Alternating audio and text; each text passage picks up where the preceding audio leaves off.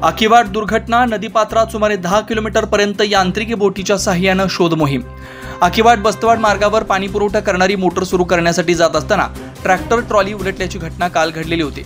यामधील 6 जणांना वाचवण्यात आलंय।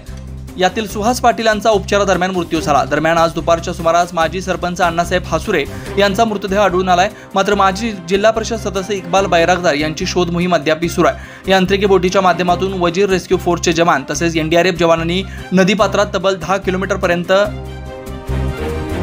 शोधकार्य सुरू आहे। आज दुपारच्या सुमारास माजी सरपंच अण्णासाहेब हासुरे यांचा मृतदेह घटना घडलेल्या ठिकाणापासून सुमारे 1.5 किलोमीटर अंतरालगत असणाऱ्या ठिकाणी आढळून आला।